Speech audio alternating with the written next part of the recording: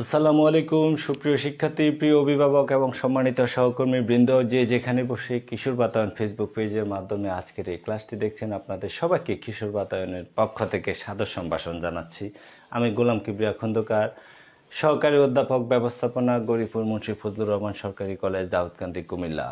তাহলে সুপ্রিয় শিক্ষার্থীবৃন্দ, বিশেষ করে 2020-21 শিক্ষাবর্ষে ভর্তিকৃত নতুন একাদশ শ্রেণীতে যারা এবার ভর্তি হয়েছে বিজ্ঞান, ব্যবসা শিক্ষা এবং মানবিক বিভাগে দেশের বিভিন্ন কলেজে, কিন্তু কোভিড মহামারীর কারণে কিন্তু সরাসরি কলেজে গিয়ে স্যারের সামনে বসে আজকের এই ক্লাসটি করার সুযোগ হচ্ছে না, তাদের জন্য আমাদের যথাযথ সমবেদনা, সহমর্মিতা এবং দোয়া থাকলো, শুভকামনা থাকলো। ইনশাল্লাহ একদিন সব ঠিক হয়ে যাবে। তাদের সবাইকে আমি কিশোর বাতায়ন ফেসবুক পেজের পক্ষ থেকে, কিবরিয়া স্যার ম্যানেজমেন্ট ক্লাসেসের পক্ষ থেকে তোমাদেরকে স্বাগত জানাচ্ছি, শুভেচ্ছা জানাচ্ছি এবং এই ক্লাসে তোমাদেরকে সাদর সম্ভাষণ জানাচ্ছি। তো যারা ইতিমধ্যে জয়েন করেছে তারা সবাই খাতা কলম নিয়ে এবং বইপত্র নিয়ে বসে যাও। তোমরা জানো আমাদের এই কিশোর বাতায়ন ফেসবুক পেজটি হচ্ছে গণপ্রজাতন্ত্রী বাংলাদেশ সরকারের access to information, ICT division, মাধ্যমিক উচ্চ শিক্ষা অধিদপ্তর, শিক্ষা মন্ত্রণালয় এবং ঢাকা শিক্ষা বোর্ডের যৌথ উদ্যোগে এই প্রোগ্রামটি চালিত হচ্ছে। ভার্চুয়াল ক্লাস, প্রত্যেকটা ক্লাস তোমাদের কাছে পৌঁছে যাচ্ছে। সুতরাং এই প্রত্যেকটা ক্লাস পাওয়ার জন্য অনেক বেশি এই শিক্ষার্থীদেরকে কানেক্টেড রাখার জন্য তোমাদের অনেক বেশি শেয়ার করা দরকার। কারণ হচ্ছে যে আমরা প্রতিদিনই বলি যে তোমরা একটু শেয়ার করো, কারণ যত বেশি শেয়ার তত বেশি শিক্ষার্থী আমাদের কানেক্টেড, তত বেশি এর সফলতা। সুতরাং এই কোভিড মহামারীতে এই ভার্চুয়াল ক্লাসরুমের কিন্তু যে কোনো বিকল্প নাই। সুতরাং আমরা চাই আমরা নিজেরা এই ভার্চুয়াল ক্লাসরুমের সাথে, স্যারদের সাথে, কিশোর বাতায়ন ফেসবুক পেজের সাথে আমরা কানেক্টেড থাকব, কানেক্টেড করব আমরা বন্ধুদেরকেও। তো সুতরাং যে যেখান থেকে এই প্রোগ্রামটি দেখছো তোমরা তোমাদের কলেজের নামটি একটু উল্লেখ করো, কারণ বিভিন্ন সময় নতুন নতুন ভিউয়ার্স আসে, তারা দেখতে চায় এখানে কি হচ্ছে। তাহলে তারা যখন বুঝবে পাইকগাছা কলেজ থেকে অথবা কক্সবাজার সরকারি মহিলা কলেজ থেকে কোনো একজন শিক্ষার্থী কানেক্টেড হয়ে গেছে, তখন তারা ধরেই নিবে টেকনাফ থেকে তেঁতুলিয়া এবং রূপসা থেকে পাথুরিয়া সব জায়গাতেই কিন্তু কিশোর বাতায়ন ফেসবুক পেজের শিক্ষার্থী আছে, শিক্ষার্থী বসে আছে। সুতরাং এই ভার্চুয়াল ক্লাসরুমের কোনো লিমিটেশনস নাই। পৃথিবীর যেখানে নেট আছে সেখান থেকে তুমি কানেক্টেড হয়ে এই ক্লাসটি করতে পারো, সুতরাং সেটা দেখবে।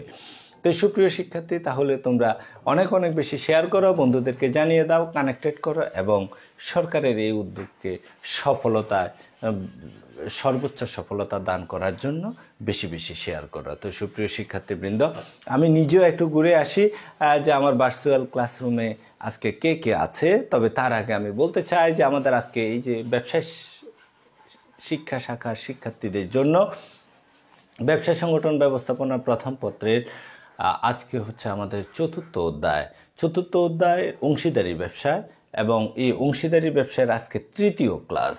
আরেকটা ক্লাস হলে আমাদের শেষ হয়ে যাবে। তার মানে আমরা কিন্তু যে লক্ষ্যপানে এগিয়ে যাচ্ছি এবং কয়েকটা সপ্তাহের মধ্যে দেখা যাবে যে আমাদের প্রথম পত্রের ফার্স্ট ইয়ারের সিলেবাসটা শেষ হয়ে যাবে, তখন আমরা দ্বিতীয় পত্র ধরব।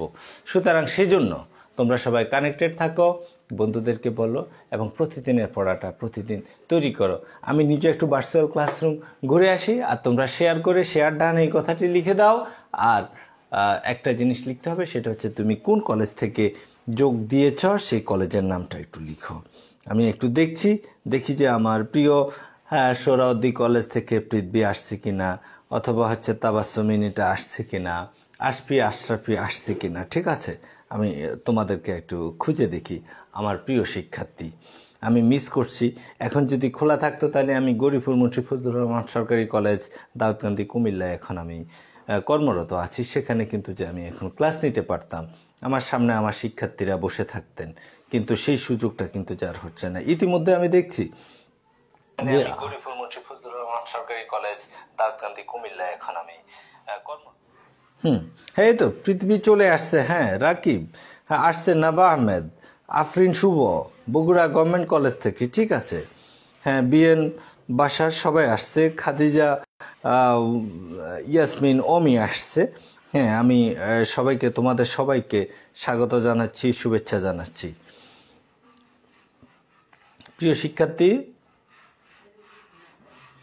হ্যাঁ, তো আমি নিজেও একটু আমার টাইমলাইনে শেয়ার করে দিচ্ছি, যারা হয়তো যে এখানে নাই তারা দেখতে পারবে। হ্যাঁ, মাত্র 13টি শেয়ার হয়েছে, আমরা চাই যে অনেক বেশি শেয়ার। প্রিয় শিক্ষার্থী প্লিজ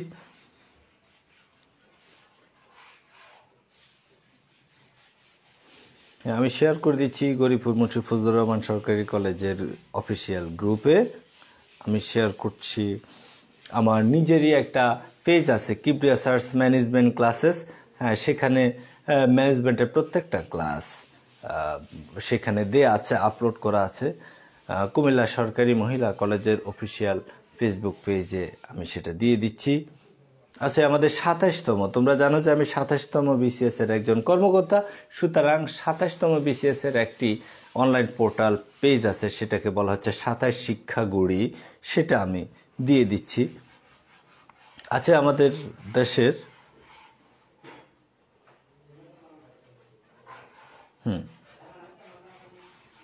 অনেকগুলো আছে, তাহলে আছে ব্যবস্থাপনা শিক্ষকদের একটা গ্রুপ, সেটা হচ্ছে হেনরি ফেয়াল গ্রুপ। তোমরা জানো যে হেনরি ফেয়াল হচ্ছে আমাদের ব্যবস্থাপনার জনক, অর্থাৎ আধুনিক ব্যবস্থাপনার জনক। সেখানেও আমি দিচ্ছি, সেখানে অনেক ব্যবস্থাপনার যারা আছেন।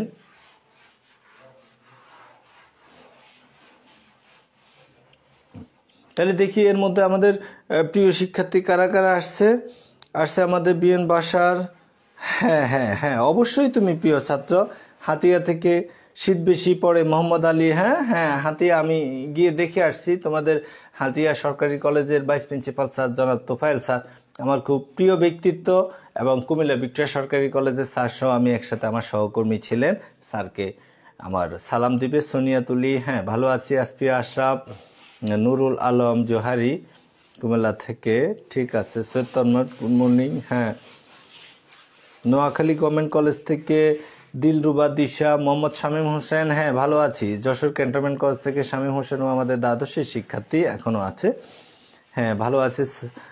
সানিম হাসনাত সিদ্দিকা সানিম, কক্সবাজার গভর্নমেন্ট মহিলা কলেজ থেকে। আরজে রাকিব, শ্রাবণ ম্যাগ, মোহাম্মদ রাকিব, মোহাম্মদ সামি, সোনার বাংলা কলেজ কুমিল্লা থেকে, হ্যাঁ হ্যাঁ মোহাম্মদ সামি, হ্যাঁ তোমাকে স্বাগত জানাচ্ছি। সোনার বাংলা কলেজ কুমিল্লার অত্যন্ত প্রত্যন্ত অঞ্চলে অবস্থিত, কিন্তু চমৎকার একটি কলেজ। সেলিম রেজা সৌরভ, আমি একসাথে হজ করেছি তোমাদের প্রিন্সিপাল স্যার সহ, আমার প্রিয় ব্যক্তিত্ব সেলিম রেজা সৌরভ ভাই। এফএস ফয়সাল মাহমুদ হাতিয়া থেকে, হ্যাঁ ঠিক আছে, হাতিয়া আমি বেড়াতে গিয়েছিলাম এবং নিজম দ্বীপ এসছি। রাকিবুল হাসান মুন্না, হ্যাঁ আখি দাস, হ্যাঁ নতুন শিক্ষার্থী আমাদের আখি দাস। মাহমুদুল হক ঢাকা কলেজ থেকে, হ্যাঁ তোমাকে স্বাগত জানাচ্ছি। বাংলাদেশের অত্যন্ত তোমাদের অধ্যক্ষ স্যার প্রফেসর নেহাল আহমেদ আমার অত্যন্ত প্রিয় একজন মানুষ, এবং হচ্ছে যে আমার শ্রদ্ধেয় একজন মানুষ। আছে শ্রাবন্তী মজুমদার গভর্নমেন্ট মুজিব কলেজ থেকে, শামীম হাসনাত সিদ্দিকে সানিম, সাবিহা তাবাসুম, আরজে রাকিব, ফয়সাল আহমেদ, মাহাদি হাসান, হ্যাঁ মাহাদি হাসান তুমি কোথায় থেকে এটা একটু লিখে নাও। মাহমুদুল হক আছে। পৃথিবী, হ্যাঁ পৃথিবী বলতেছে যে ওর নাকি এত সকাল, শীতের সকালে ঘুম যেতে চায় না। আমার দুটো মেয়ে এখনও ঘুমায়, এই মাত্র উঠলো। হ্যাঁ আসলে শীতের সকালবেলা ওঠাটা অনেক কঠিন, তো কিবরিয়া স্যার কিন্তু যে চেষ্টা করছি তোমাদেরকে একটু উষ্ণতা দেওয়ার জন্য। হ্যাঁ, বৃন্দাবন সরকারি কলেজ হবিগঞ্জ থেকে অপু সরকার, কচি বাহাদুর আছে। সুমাইয়া ফেরদৌস, মাহাদি হাসান লক্ষ্মীপুর সরকারি কলেজ থেকে, হ্যাঁ গুড। মাহির আফসার লক্ষ্মীপুর সরকারি কলেজ থেকে। নোয়াখালী কলেজ থেকে মাহির আফসার, মোহাম্মদ ইমন, মোহাম্মদ ইয়াসিন গভর্নমেন্ট আনন্দমোহন কলেজ থেকে, হ্যাঁ স্বাগত তোমাকে। মাহমুদুল হক কান্তামণি, হ্যাঁ রাজু আহমেদ সোমনি সরকারি এসএ কলেজ থেকে। সাদমান সাকিব, তারপরে Syed Tanmoy Sonargaon government degree college থেকে, হ্যাঁ ঠিক আছে। আমরা দেখতে পাচ্ছি, চলো আমরা এখন একটু ক্লাসটা শুরু করে ফেলি। ক্লাসটা শুরু করতে হবে। তোমরা জানো যে আজকে আমাদের অধ্যায় হচ্ছে 4র্থ অধ্যায়, এবং এটা হচ্ছে অংশীদারি ব্যবসায়। অংশীদারি ব্যবসায় আজকে আমাদের 3য় ক্লাস। আজকে আমাদের আলোচনার বিষয়বস্তু হচ্ছে অংশীদারি চুক্তিপত্র, চুক্তিপত্রের বিষয়বস্তু, চুক্তির নিবন্ধন এবং চুক্তি না করলে তার পরিণাম কি। তাহলে চলো আমরা একটু বলছি যে এই অংশীদারি ব্যবসায়ের ভিত্তি হচ্ছে যে চুক্তি। চুক্তি কি, অর্থাৎ অংশীদারি ব্যবসাটা গড়ে উঠে কিসের উপরে? চুক্তির উপরে। বেস, ভিত্তি, একটা বাড়ি যখন আমরা 5 তলা 10 তলা বাড়ি যখন করি তখন তার একটা ভিত্তি দিতে হয়। কি দিতে হয়? একটা ভিত্তি, মানে ফাউন্ডেশন দিতে হয়। সুতরাং সে ফাউন্ডেশনটা যদি না দেয়া হয় তাহলে কিন্তু যে সে বাড়িটা টিকে থাকবে না। ঠিক তেমনটি অংশীদারি ব্যবসায়ী চুক্তি হচ্ছে যে এর মূল ভিত্তি, এবং এর জন্য এই অংশীদারি ব্যবসায়টা টিকে থাকে চুক্তির উপর। তাহলে চুক্তিটা কি? চুক্তি হচ্ছে, আমরা এর মধ্যে বলছি কমপক্ষে 2 জন সর্বোচ্চ 20 জন মিলে 1932 সালে অংশীদারি আইন অনুযায়ী যে ব্যবসা সংগঠন গড়ে ওঠে তাকে অংশীদারি ব্যবসায় বলে। এবং আমরা জানি যে তাহলে এই অংশীদারি ব্যবসাটা গড়ে উঠবে কিসের উপরে ভিত্তি করে গড়ে উঠবে? সেটা হচ্ছে যে চুক্তির উপরে ভিত্তি করে কিন্তু যে সেটা গড়ে উঠবে। তাহলে অংশীদারি ব্যবসায় চুক্তি হচ্ছে অংশীদারি ব্যবসায়ের মূল ভিত্তি। তাহলে সুপ্রিয় শিক্ষার্থীবৃন্দ, তোমাদের হয়তো যে সাউন্ডে একটু অসুবিধা হতে পারে, আমার বাসার আশেপাশে এখন কাজ চলছে, এটা যে গ্রাইন্ডিং মেশিনে কিছু আওয়াজ হয়তো যে সেটা ডিস্টার্ব হতে পারে, আমি এক্সট্রিমলি সরি। তোমরা পরবর্তীতে প্রয়োজনে ইয়ারফোন দিয়ে শুনবে, ঠিক আছে? তাহলে যে চুক্তি কি? চুক্তি হচ্ছে অংশীদারদের মধ্যে পারস্পরিক বোঝাপড়াটাকে চুক্তি বলে। অর্থাৎ পারস্পরিক বোঝাপড়াটাকে কি বলে? চুক্তি বলে। পারস্পরিক বোঝাপড়া যদি থাকে সেটাকে বলে যে আমরা চুক্তি, এবং এটা যদি লিখিত হয়, এটা যদি একটা কাগজে লেখা হয় তাহলে সেটাকে কি বলে? চুক্তিপত্র বলে। তাহলে চুক্তিপত্র কি? চুক্তিটাকে যদি পত্রের মধ্যে, পত্র মানে তো পাতা, একটা কাগজকে আমরা কি বলি? যে পাতা বলি। তাহলে চুক্তি অর্থাৎ কিভাবে পরিচালিত হবে, নিয়ন্ত্রিত হবে, এটা যদি পত্রের মধ্যে লেখা হয় তবে তাকে বলা হচ্ছে যে অংশীদারি চুক্তিপত্র। তাহলে সুপ্রিয় শিক্ষার্থীবৃন্দ, লিখিত চুক্তিকে চুক্তিপত্র বলে। আমরা আবারও বুঝলাম, আমরা বুঝছি যে 1932 সালে অংশীদারি আইন অনুযায়ী অংশীদারি চুক্তিপত্রের উপরে হচ্ছে যে অংশীদারি ব্যবসায় গড়ে ওঠে। হ্যাঁ, তাহলে চুক্তি। এখন আমরা আজকে যাব যে চুক্তির বিষয়বস্তু কি কি আছে, চুক্তিতে কি কি থাকে। তাহলে বিষয়বস্তু মানে হচ্ছে চুক্তির বিষয়বস্তু মানে কি? মানে হচ্ছে চুক্তির মধ্যে যা যা লেখা হয়। তাহলে চুক্তির মধ্যে কি কি লেখা হয়? অর্থাৎ 2 জনে মিলে একটা অংশীদারি ব্যবসা করলো। কত সালে আইন অনুযায়ী? 1932 সালের আইন অনুযায়ী। কেন করেছে? তারা মুনাফা অর্জনের জন্য। তাইলে মূলধন কে দিবে? তাইলে মুনাফা ভাগাভাগি কিভাবে হবে? মূলধন কে দিবে? কতটুকু দিবে? মূলধন যদি উত্তোলন করে অথবা মূলধন যদি নতুন মূলধন আনে তার উপরে সুদ কি হবে? উত্তোলনের উপর সুদ কি হবে? কে পরিচালনা করবে? কোন ব্যাংকে অ্যাকাউন্ট থাকবে? এবং হচ্ছে যে ব্যবসায় যদি বিলোপ সাধন ঘটে তাহলে সেটা কিভাবে হবে? এই যাবতীয় নিয়ম কানুনগুলো যে পত্রে লিখিত হয় তাকে বলা হচ্ছে চুক্তিপত্র। আর এই যাবতীয় নিয়ম কানুনগুলো ব্যবসা শুরু করার আগে লিখে ফেলাটাকে বলা হচ্ছে যে চুক্তি। তাহলে চুক্তি হয় অংশীদারদের মধ্যে, নিজেদের মধ্যে আর কি, যাতে পরবর্তীতে কোনো ভুল বোঝাবুঝি না হয়। তাহলে চুক্তিপত্রের বিষয়বস্তুর মধ্যে যদি আমরা যাই, চুক্তিপত্রের বিষয়বস্তু আমরা বলছি যে চুক্তি কিন্তু যে মৌখিক হতে পারে, চুক্তি লিখিত হতে পারে, আবার চুক্তি মৌখিক ও লিখিত এবং নিবন্ধিত হতে পারে। তবে নিবন্ধনটা বাধ্যতামূলক না, সেটা স্বেচ্ছামূলক, সেটা আমরা পরবর্তীতে তোমাদেরকে বলবো। তাহলে সুপ্রিয় শিক্ষার্থীবৃন্দ, তাহলে দেখো যে আমরা দেখি যে অংশীদারি চুক্তিপত্রে কি কি থাকে। প্রথমে থাকে প্রতিষ্ঠানের নাম। চুক্তিপত্রে কি থাকবে? প্রতিষ্ঠানের নাম। তাহলে প্রতিষ্ঠানের নাম হলো, মনে করো যে আমরা একটা দিলাম খন্দকার, প্রতিষ্ঠানের নামটা হলো Khandakar and co, messrs Khandakar and co. Kibria নামে হয়তো যে ইয়েটা হলো যে প্রতিষ্ঠানটার নামকরণ হলো, কিবরিয়া স্যার হয়তো অন্য কারোর সাথে করলেন। ব্যবসায়িক ঠিকানা ও এলাকা থাকবে এখানে, অর্থাৎ কোন এলাকা? তাহলে বর্তমান এলাকা হয়তো ইস্কাটন, কিন্তু এলাকাটা হবে যে সমগ্র বাংলাদেশ। ব্যবসায়ী উদ্দেশ্য ও প্রকৃতি, এটা চুক্তির মধ্যে উল্লেখ থাকতে হবে। কি উদ্দেশ্যে ব্যবসাটা গঠিত হচ্ছে, তারা কি করবে? বিদেশ থেকে পণ্য আনা নেওয়া করবে, বিদেশ থেকে পণ্য আনবে এবং বিদেশ থেকে পণ্য পাঠাবে, এরকম, নাকি দেশের মধ্যে? অথবা তারা এমন হতে পারে একটা মৎস্য খামার করলো, চাষাবাদের জন্য কৃষি খামার করলো, অথবা ডেয়ারি ফার্ম করলো চুক্তির ভিত্তিতে, ঠিক আছে? এটা হতে পারে। তারপর হচ্ছে কার্যারম্ভের তারিখ, চুক্তিতে উল্লেখ থাকবে, কারণ চুক্তিটা কিন্তু ব্যবসা করার পরে না, আগে। তাহলে কবে নাগাদ কাজ শুরু করবে প্রতিষ্ঠানটি, খন্দকার অ্যান্ড কোং কবে নাগাদ কাজ শুরু করবে সেটা উল্লেখ থাকবে চুক্তিপত্রে। তারপর কি থাকবে? মূলধন। কে কি পরিমাণ মূলধন হবে? তাহলে এই সংগঠনের অথবা এই প্রতিষ্ঠানের এই অংশীদারি ব্যবসার মূলধন হবে 1 কোটি টাকা। কিন্তু কে দিবে? 10 জনে মিলে সবাই 50-50% হারে, অর্থাৎ যার যার অংশ হিসেবে 10 জন সবাই সমান হারে দিবে। 10 লাখ 10 লাখ 10 লাখ করে 1 কোটি টাকা দিবে। মূলধনের সুদ, যদি অতিরিক্ত মূলধন সরবরাহ করে তাহলে তার জন্য কত হারে সুদ দিবে? 11% বা 12%, 13%, সেটা উল্লেখ থাকবে আগে। অর্থাৎ পরবর্তীতে যাতে কোথাও ভুল বোঝাবুঝি তৈরি না হয় সেই জন্য আগের থেকেই কিন্তু কি থাকতে হবে, যে চুক্তি শর্তগুলো ক্লিয়ার থাকতে হবে এবং সব কিছু আগে নির্ধারণ করা থাকে। এই জন্যই বলা হয় যে আগে তিতাটা ভালো, পরে তাহলে মিঠা হয়। কিন্তু আগে মিঠা মিঠা কথা বলে কেউ যদি টার্মস অ্যান্ড কন্ডিশনগুলো না লিখে, তাহলে পরবর্তীতে বাস্তবতার মুখোমুখি যখন হয় তখন সমস্যাটা তৈরি হয়।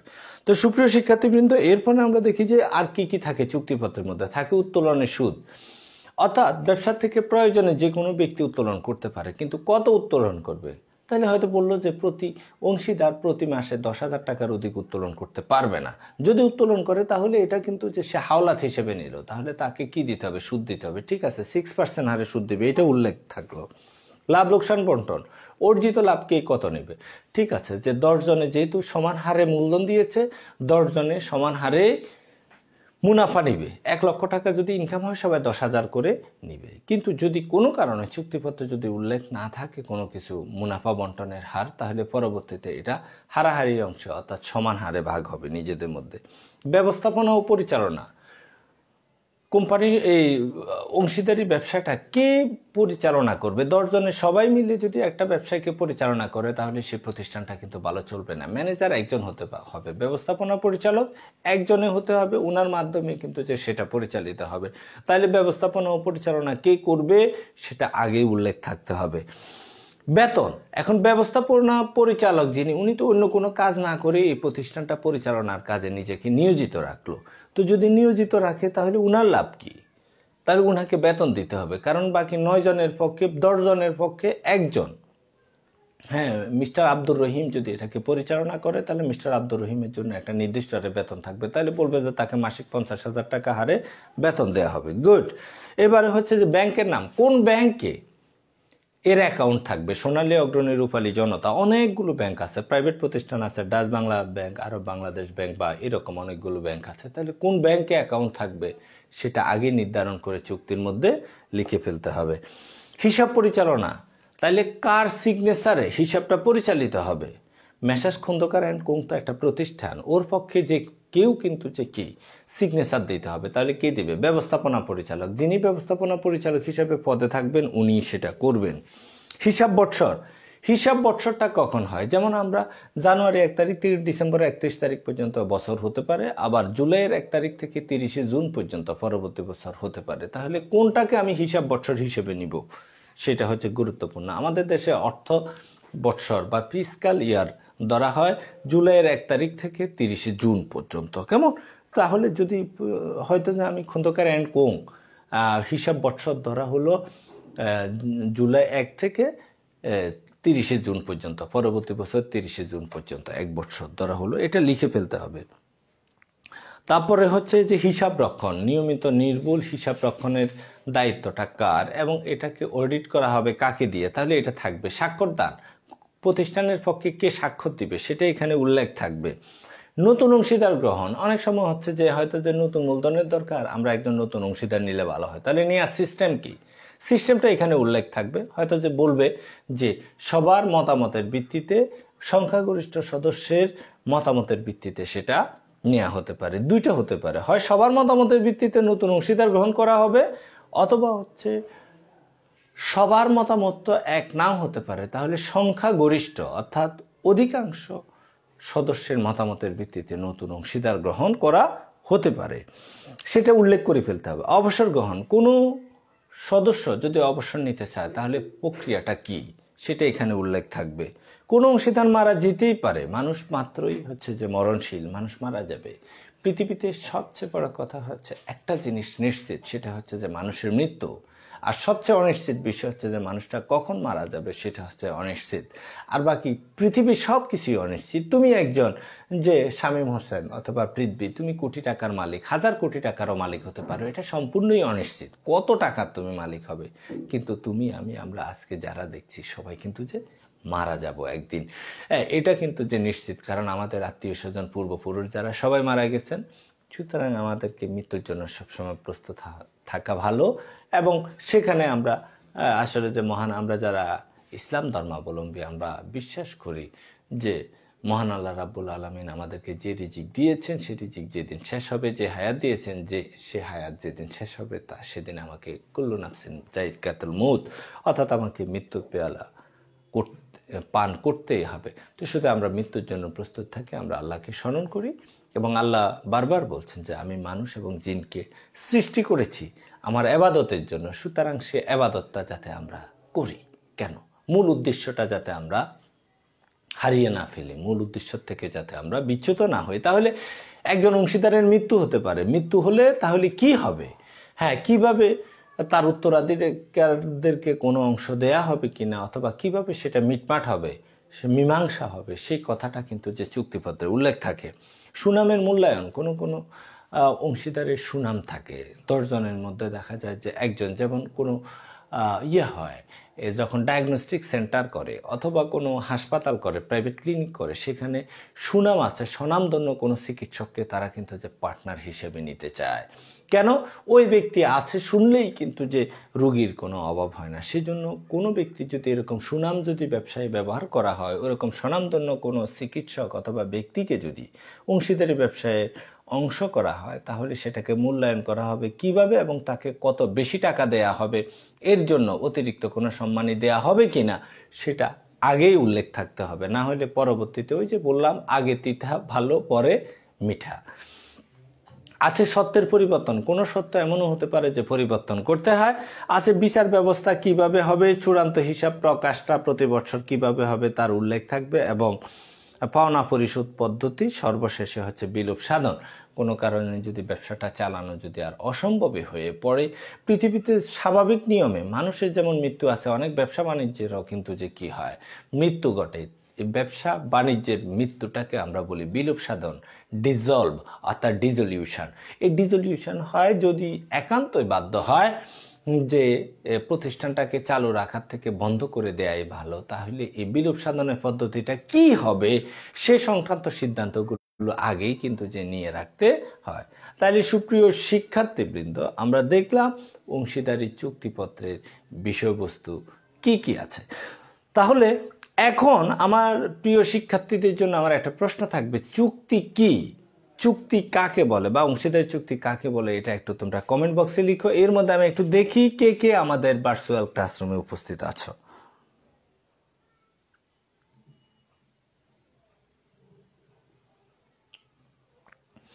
হ্যাঁ, অপু সরকার, হ্যাঁ অপু সরকার, কচি বাহাদুর বলছি তো, তোমাদের নাম বলেছি, সুমাইয়া ফেরদৌস, মাহাদি হাসান, মাহির আফসার, মোহাম্মদ ইমন, আছে আমাদের কান্তা মুনি, রাজু আহমেদ, সবার নাম বলছি, সাদমান সাকিব, শামীম হোসেন, আবু তাহের, মোহাম্মদ রাকিব, আছে রায়দুল ইসলাম বাবেল, আছে আমাদের আখি দাস, হ্যাঁ চট্টগ্রাম মহিলা কলেজ থেকে আমাদের আখি দাস আজকে প্রথম ক্লাস করছে। আমরা তোমাকে স্বাগত জানাচ্ছি, সবাই ওর জন্য একটা হাততালি দাও যে যেখানে আছো। কচি বাহাদুর, মোহাম্মদ ইমন আছে, Abdur Rahman, Joy Chakraborty Cumilla Victoria government college থেকে, হ্যাঁ অনেক ধন্যবাদ জয় চক্রবর্তী। আমরা গতকালকেই কিন্তু যে কুমিল্লা ভিক্টোরিয়া সরকারি কলেজ দিবস ছিল 24 নভেম্বর, এবং আমাদের ভার্চুয়াল ক্লাসরুমের সকল শিক্ষার্থী লিখেছিল শুভ জন্মদিন কুমিল্লা ভিক্টোরিয়া সরকারি কলেজ। তাহলে গতকালকে থাকলে তুমি অনেক বেশি খুশি হতে। মোহাম্মদ আলী, আমি সকালে মিষ্টি রোদে বসে স্যার আপনার ক্লাসটি দেখতেছিলাম। হ্যাঁ মোহাম্মদ আলী, অনেক ধন্যবাদ। আসলে যে আমি নিজেও খুব মিস করছি, আমি গ্রামের ছেলে, তোমার মতো এরকম হয়তো তোমরা এখন অনলাইনে ক্লাস দেখছো আর আমরা সরাসরি বই পড়তাম সে মিষ্টি রোদে বসে। হ্যাঁ সেই দিনটির কথা, দিনটি ওই যে এটা বলে না, দিনগুলি মোর সোনার খাঁচায় রইল না রে রইল না, সেই দিনগুলো আসলেই আমাদের অনেক আনন্দঘন ছিল। সৌরভ সরকার, আছে আমাদের রায়চরণ তারিণীচরণ কলেজ ঝিনাইদহ থেকে সৌরভ সরকার, হ্যাঁ তোমাকে স্বাগত, অনেক দূর থেকে তুমি।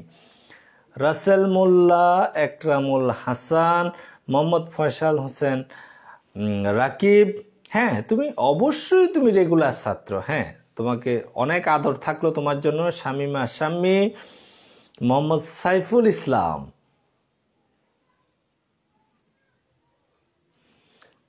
মোহাম্মদ সাইফুল ইসলাম তুমি লিখেছো স্যার আমাদের শিক্ষাবর্ষ কি গণনা করা শুরু হয়েছে, মানে যখন কলেজে যাব? হ্যাঁ তোমাদের শিক্ষাবর্ষ 20-21 অর্থাৎ 22-এ তোমরা পরীক্ষা দিবে, এটাই কথা। করোনা থাকুক অথবা না থাকুক, আল্লাহ আমাদেরকে এই করোনা মহামারীর থেকে সবাইকে হেফাজত করুক এবং এই করোনাটাকে পৃথিবী থেকে উঠিয়ে নিক। আমরা চাই পৃথিবীটা আবার স্বাধীন হয়ে যাক, আমরা এইভাবে ক্লাস করতে চাই না, আমরা সামনাসামনি থাকতে চাই। মেহেদি হাসান, হ্যাঁ ধন্যবাদ।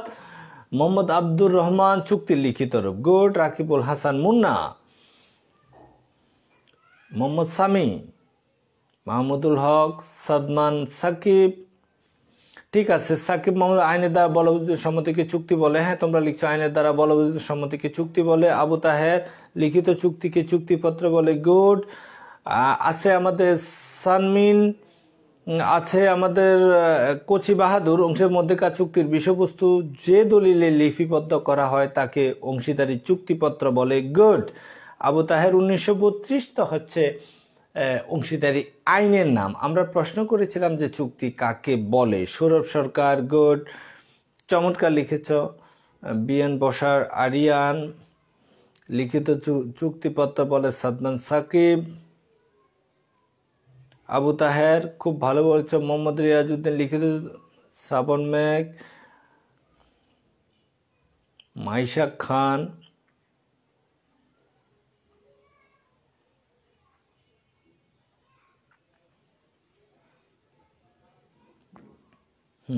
গুড, হ্যাঁ সবাই লিখেছে, চমৎকার চমৎকার লিখছ তো সবাই। আইনের দ্বারা, সাবিহা তাবাসসুম লিখেছে আইনের দ্বারা বলবৎযোগ্য সম্মতিকে চুক্তি বলে, গুড। লিলি বিশ্বাস, চুক্তি হলো একটি লিখিত দলিল। লিলি বিশ্বাসও খুব সম্ভবত আমাদের আজকে নতুন শিক্ষার্থী, তোমাকে স্বাগত। মাসুদ খান, হ্যাঁ মাসুদ খান আজকে আমাদের নতুন শিক্ষার্থী বন্ধু হচ্ছে মাসুদ খান। মাসুদ খান তুমি কোন কলেজ থেকে এসছো এটা একটু লিখে দিবে। হ্যাঁ মাসুদ খানকে আমরা স্বাগত জানাচ্ছি।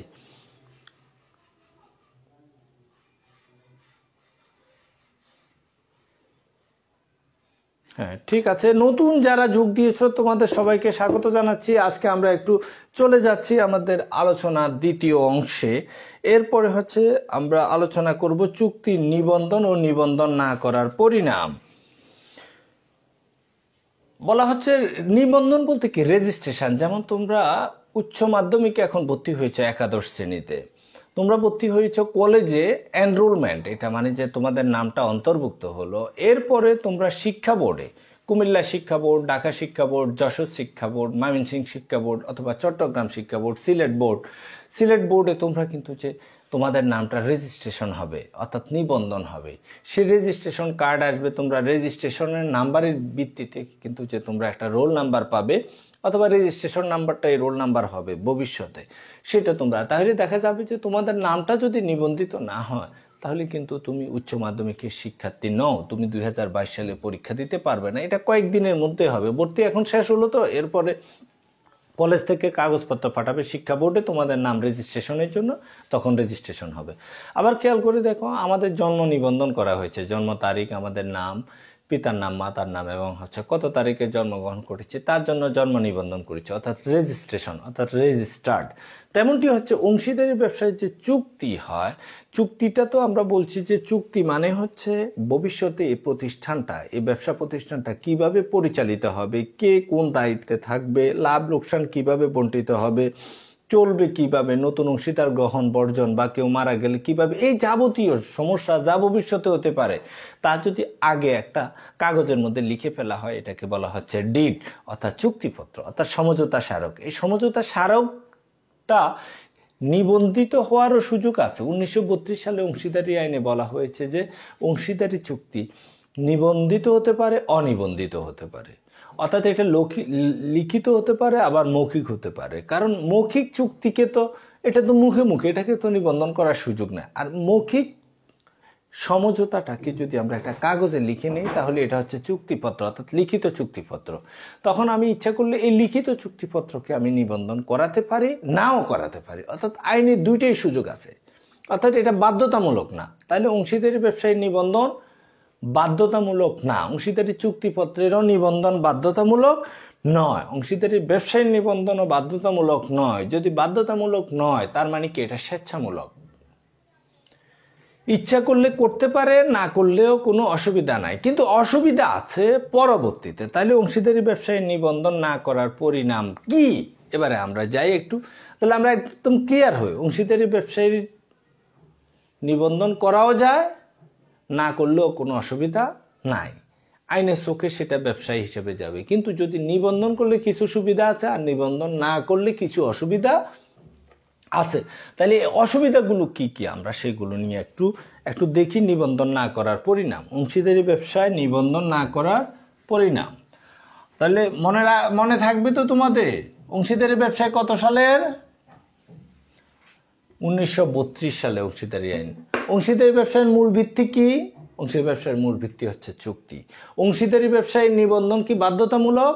না। অংশীদারি ব্যবসায়ীর নিবন্ধন কি স্বেচ্ছামূলক, ইচ্ছা করলে করা যায়, না করলেও কোনো অসুবিধা নাই, ব্যবসা চালু করা যায়।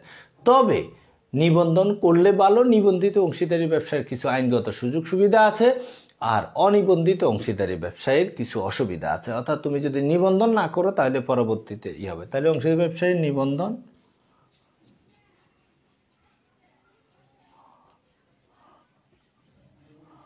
না করার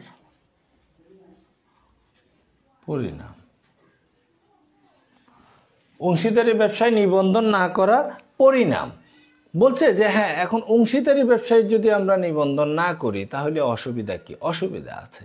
সে অসুবিধাটা হচ্ছে মামলার অধিকার থাকে না, মামলার অধিকার থাকে না। কারণ এটা যদি নিবন্ধিত থাকে, রেজিস্টার্ড থাকে, তাহলে মামলা করা যায়, তৃতীয় পক্ষের বিরুদ্ধে মামলা করা যায়।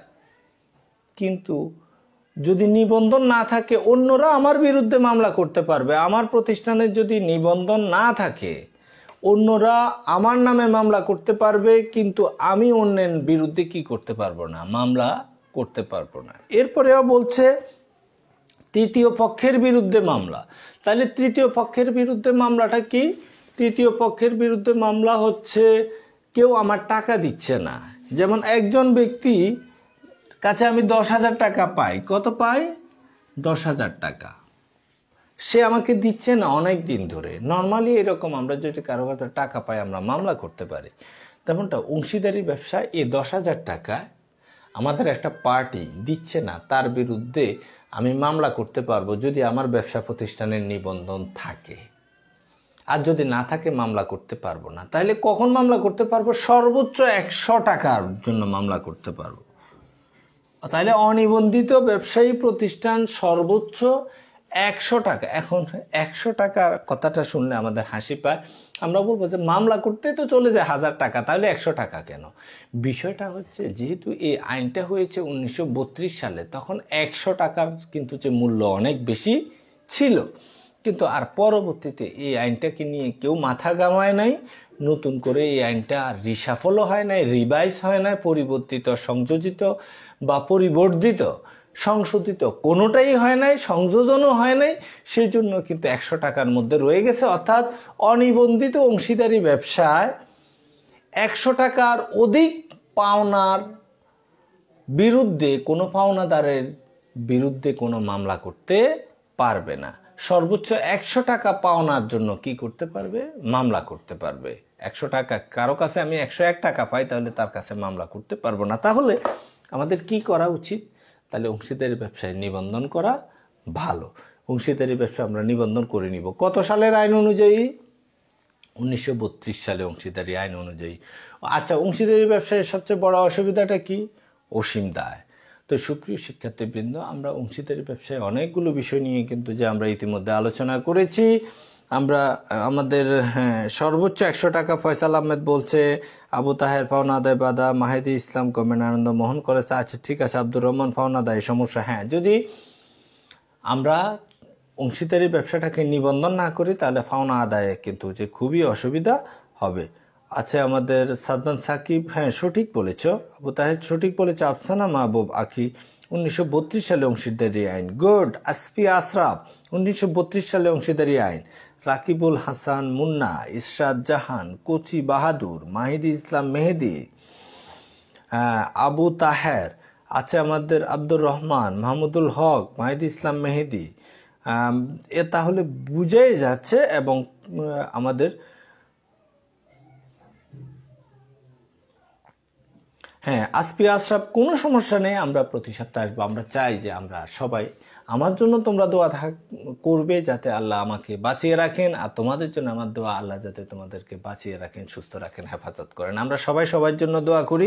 আসলে যে করোনার এই মহামারী সময়ের মধ্যে দোয়া ছাড়া আর কোনো উপায় নেই আমরা, এবং এটাই হচ্ছে একমাত্র উপায়। আর নিজেকে সুরক্ষিত করার জন্য যে সতর্কতা হিসেবে আমরা বাসায় থাকব, নিরাপদ থাকব, একান্ত প্রয়োজনে, জরুরি প্রয়োজনে যদি আমরা বের হই তাহলে সেখানে আমরা মাস্ক পরে যাব, হাত নিয়মিত ধোবো, স্যানিটাইজ করব, পরিষ্কার পরিচ্ছন্ন থাকব। আর সবচেয়ে বড় কথা হচ্ছে কিবরিয়া স্যারের জন্য দোয়া করবে সবাই। তো সুপ্রিয় শিক্ষার্থীবৃন্দ, আজকে আমরা ক্লাসে প্রায় শেষ পর্যায়ে এসেছি। আগামী সপ্তাহে আবার ক্লাস হবে। আমাদের অংশীদারি ব্যবসায় সর্বশেষ ক্লাসটি আগামী সপ্তাহে হবে ইনশাল্লাহ। 4র্থ অধ্যায় শেষ হয়ে যাবে আমাদের, 5ম অধ্যায় হয়তো যে এরপরে ক্লাসটাতে আমরা দৌড়ব। তো তোমরা যারা বাসায় আছো, এখন বই কিনে ফেলছ নিশ্চয়, তাহলে এই বই কিনে ফেললে বইয়ের মধ্যে দেখবে আমার বইয়ের মধ্যে বেশ কিছু প্রশ্ন আছে। এই প্রশ্নগুলো তোমরা একটা সলিউশন করার চেষ্টা করবে। কোথাও বুঝতে অসুবিধা হলে ইনবক্সে আমাকে জানাবে। আর তোমাদেরকে বলেছি আমার কিবরিয়া স্যার ম্যানেজমেন্ট ক্লাসেস নামে একটা কিন্তু যে পেজ আছে, সে পেজটা তোমরা একটু সাবস্ক্রাইব, লাইক দিয়ে রাখলে হবে। কিবরিয়া স্যারস ম্যানেজমেন্ট ক্লাসেস আমি লিখে দিচ্ছি।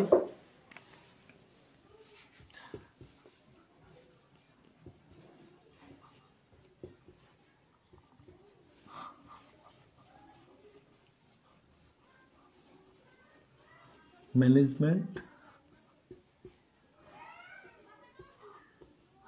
কিবরিয়া সার্চ ম্যানেজমেন্ট ক্লাসেস, এটা দিয়ে যদি তোমরা একটু সার্চ দাও তাহলে পেয়ে যাবে আমাকে। সেখানে ম্যানেজমেন্টের সবগুলো ক্লাস, অর্থাৎ প্রথম পত্র এবং দ্বিতীয় পত্রের সবগুলো ক্লাস, তোমার যখন যে ক্লাসটা দরকার মনে হয় সেখান থেকে তোমরা করে নিতে পারবে। কেমন? আর যারা আজকে নতুন জয়েন করেছে তাদের জন্য বলছি যে কমার্স পাবলিকেশনস থেকে আমার লিখিত আমার একটা বই আছে, ব্যবসা সংগঠন প্রথম এবং দ্বিতীয় পত্র, তোমরা সেটা কিনে নিবে, কালেকশন করে নিবে। অন্য বইও যদি কিনে ফেলো ইটস ওকে। আর কিবরিয়া স্যার ম্যানেজমেন্ট ক্লাসেসে তোমরা একটু লাইক দিয়ে কানেক্টেড থাকবে, প্রয়োজনে একটু শেয়ার করবে, বন্ধুদেরকেও লাইক দেওয়ার জন্য সেখানে আহ্বান জানাবে। তাহলে এক জায়গায় তোমরা সবগুলো ক্লাস পেয়ে যাবে। তো সবাই ভালো থেকো, সুস্থ থেকো, বাসায় থেকো, স্যারের জন্য দোয়া করো। আর বাসায় এখন আছো সবার কিন্তু যে মেজাজ অনেক খিটখিটে, ভাই বোনদের সাথে কিন্তু অথবা মা বাবার সাথে কোথাও খারাপ ব্যবহার সিচুয়েশনটা সবাই সবার বিষয়টা আমরা বুঝি। ইনশাল্লাহ সবকিছু ঠিক হয়ে যাবে। আমরা সবাই সবার জন্য দোয়া করি। তো ভালো থেকো, সুস্থ থেকো, আর আগামী সপ্তাহে দেখা হবে। সে পর্যন্ত আল্লাহ হাফেজ।